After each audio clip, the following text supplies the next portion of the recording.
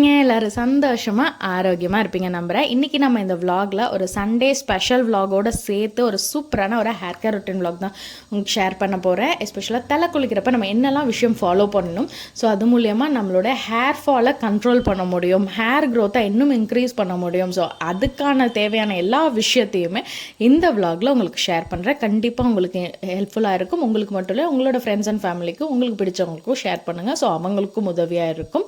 அதுக்கு முன்னாடி ஒரு சண்டே ஸ்பெஷல் ரொட்டீன் விலாக் என்ன அப்படின்னா, இன்னைக்கு சண்டேயில் ஃபிஷ் தான் வாங்கியிருந்தோம். முடிஞ்ச அளவுக்கு மட்டன் அண்ட் சிக்கனை விட நீங்கள் வந்து ஃபிஷ் அதிகமாக சாப்பிட ட்ரை பண்ணுங்கள். பிகாஸ் ஃபிஷ்ஷில் வந்து நிறைய சத்து இருக்குது அண்ட் ஒமேகா 3 ஃபேட்டி ஆசிட்ஸும் உண்டு. இன்றைக்கி நாங்கள் நெத்திலி மீன் தான் எடுத்திருந்தோம். ஸோ அதுதான் எனக்கு ரொம்ப ஃபேவரட் நெத்திலி மீன். அது நெத்திலி மீனை மீன் குழம்பு வச்சாவே அது ஒரு தனி ருசி தான். எத்தனை பேருக்கு பிடிக்குங்கிறத மறக்காம கமெண்ட் பண்ணுங்கள்.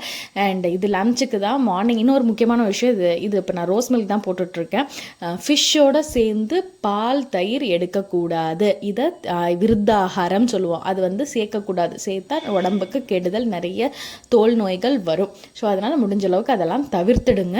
நான் வந்து இது ஆக்சுவலாக வெரி மார்னிங் இது சாப்பிட்டது. ரோஸ் மில்க்கு எங்கள் குட்டீஸ் வர கேட்டாங்கன்னு சொல்லிட்டு ரோஸ் மில்க் போட்டு கொடுத்துருந்தேன். அண்ட் மதியத்துக்கு கிட்டத்தட்ட 2:30 3 o'clock தான் நான் வந்து லஞ்ச் நாங்கள் சாப்பிட்டது. ஸோ அதனால் இது ரெண்டுக்கும் ஒரு இடர்பாடு இல்லாமல் கேப் விட்டு தான் இது பண்ணது. ஸோ சைட் பை சைட் இப்போ நீங்கள் ஸ்க்ரீனில் வந்து நிறைய இந்த மார்னிங் அந்த சமைக்கிற குக்கிங் விஷயம் எல்லாமே நல்லா ஃபுல்லாக பார்த்துட்டு வருவீங்க. ஸோ பார்த்தாவே நான் என்னெல்லாம் பண்ணியிருக்கேன் அப்படிங்கிறது வந்து உங்களுக்கு சைட் பை சைட் சூப்பராகவே தெரிஞ்சிடும். அண்ட் நாங்கள் வந்து வடகம் தான், இப்போ மீன் குழம்புனா கண்டிப்பாக அந்த வடம் தான் அந்த வாசனை கொடுக்குறது. ஸோ அந்த வடகம் யூஸ் பண்ணி அண்ட் புளி கரைச்சல்லையே சேர்த்து நம்ம வந்து எல்லா மசாலாஸ் எல்லாத்தையும் ஆட் பண்ணி சேர்த்து தான் நம்ம வந்து ஊற்றுவோம். ஸோ அப்போ தான் நமக்கு வந்து அந்த மீன் குழம்பு வந்து நல்ல ஒரு வாசமாக செம்ம டேஸ்ட்டாக இருக்கும். அண்ட் மீன் குழம்புனாவே மாங்காய் போட்டால் தான் அது ஒரு தனி ருசி இல்லை. ஸோ அதனால் மாங்காய் போட்டு தான் இந்த மீன் குழம்பு ரெடி பண்ணியிருக்கிறது.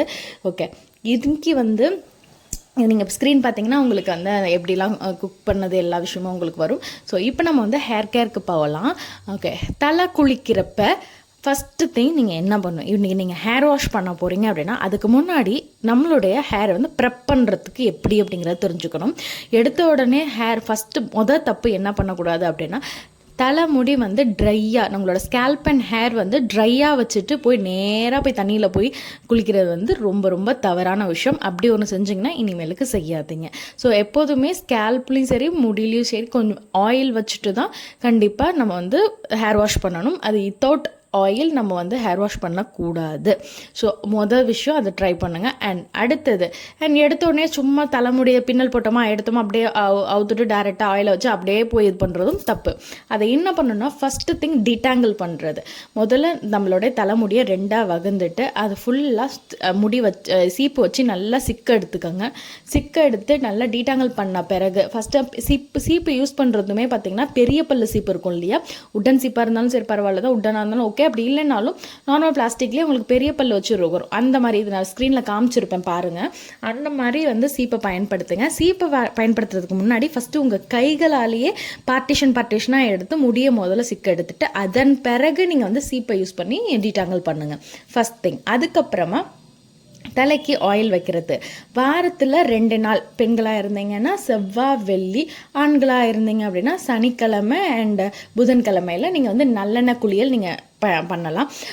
இந்த இதில் ஒரு நாள் நல்லெண்ணெய் குளியல் யூஸ் பண்ணிக்கோங்க, இன்னொரு நாள் ஹேர் பேக் அந்த மாதிரி ஏதாவது ட்ரை பண்ணிக்கோங்க. இப்போ நீங்கள் வந்து எண்ணெய் குளியல் செய்கிறீங்க அப்படின்னா, இப்போ நீங்கள் இல்லை நல்லெண்ணெய்லாம் நான் அவ்வளோ தேய்க்க மாட்டேன், நான் கோகோனட் ஆயில்னா whatever oil you choose, அதை வந்து டபுள் பாயிலிங் மெத்தடில் பாயில் பண்ணாமல் தள்ள வைக்கக்கூடாது. நீங்கள் அந்த ஹேர் தலைக்கு குளிக்கிறீங்க அப்படின்னா அதே மாதிரி தினம் நார்மலாக நீங்கள் வந்து தேங்காய் எண்ணெய் அந்த மாதிரி பயன்படுத்துவீங்களா, அதை அப்போ எப்போதுமே சூடு பண்ணிலாம் தேய்க்க வேண்டிய அவசியமே கிடையாது. ஒன்லி ஹேர் வாஷ் பண்ண போகிறதுக்கு முன்னாடி நான் சொல்கிறேன். இதை ஹேர் வாஷ் பண்ண போகிறதுக்கு முன்னாடி உங்களுடைய ஆயிலை, இப்போ நீங்கள் நல்லெண்ணெயாக இருக்கும் எதுவாக இருந்தாலும் டபுள் பாயிலிங் மெத்தடில், அதாவது கீழே இருக்கிற பாட்டமில் நிறைய தண்ணி வச்சுட்டு சின்ன கிண்ணியில் உங்களுக்கு தேவையான ஆயில் போட்டு அந்த பாட்டமில் இருக்கிற வாட்டர் வந்து ஃபுல்லாக நல்லா ஹீட் பண்ணி முடிச்சிட்டோன்னா ஸ்டவ்வை ஆஃப் பண்ணிட்டிங்கன்னா அதுக்குள்ளார அந்த சின்ன கிண்ணி ஆயில் வச்சு உள்ளே வச்சிட்டிங்கன்னா அந்த ஹீட்லேயே வந்து உங்களுக்கு சூடாகும்.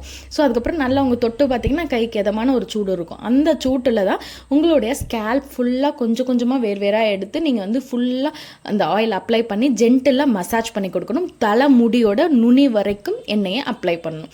அப்ளை பண்ணி முடிச்சிட்டும் இப்போ அப்ளை பண்ணிங்கன்னா உடனே 10 நிமிஷத்தில் போய் நேராக குளிக்கிறதும் இட்ஸ் நாட் குட்.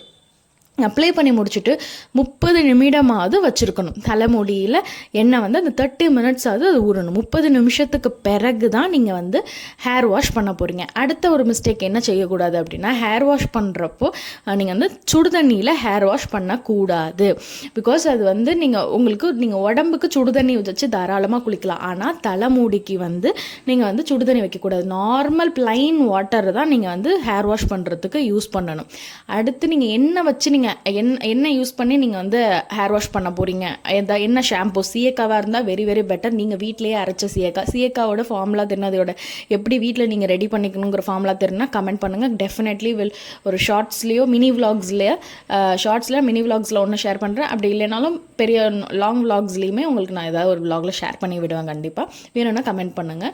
அண்ட் சீயக்காய் இல்லை, நான் ஷாம்பு தான் யூஸ் பண்ணுறேன், ஒர்க்கிங்காக இருக்கேன், அதனால் வந்து எனக்கு டைம் இருக்காது அப்படின்னு நினச்சிங்க அப்படின்னா ஷாம்பூஸை ஹெர்பல் ஷாம்பூ ப்ரிஃபர் பண்ணுங்கள். பேராபன் அண்ட் சல்ஃபேட் ஃப்ரீயாக அந்த ஷாம்பூ இருக்கணும், அதை கொஞ்சம் பார்த்துக்கோங்க. அந்த ஷாம்பூ எந்த ஷாம்பூவாக இருந்தாலுமே அது நுர வர்றதுக்கான சில கம்மியான கெமிக்கல்ஸ் அது இல்லாமல் இருக்காது இல்லையா? ஸோ அதுக்கு வந்து உங்களுடைய ஸ்கேல்பை டேமேஜ் பண்ணாமல் இருக்கிறதுக்கு நீங்கள் எடுத்துக்கிற ஷாம்பூலேருந்து நிறைய தண்ணி ஊற்றி நல்ல ஷாம்பூவை டைல்யூட் பண்ணணும்.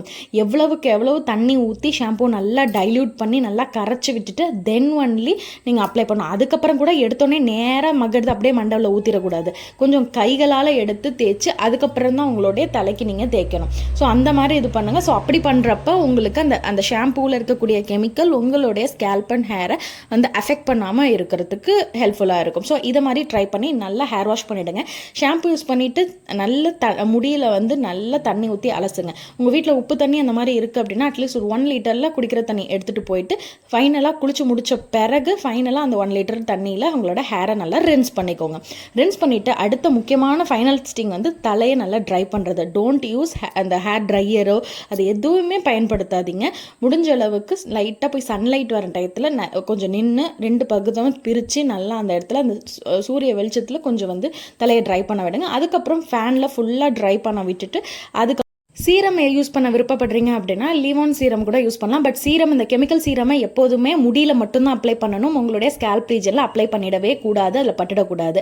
அந்த மாதிரி சீரம் யூஸ் பண்ணுறீங்கன்னா உங்களோட முடி பாதி வந்து இதில் இருக்கிறப்பயே நீங்கள் வந்து அதை அப்ளை பண்ணிடணும். கொஞ்சம் வந்து முடி அந்த ஈரப்பதம் இருக்கிற டயத்துலேயே நீங்கள் அப்ளை பண்ணிவிடுங்க. Better use. வீட்லேயே நீங்கள் வந்து சூப்பராக சீரம்லாம் ரெடி பண்ணலாம், ஹேர் சீரம்.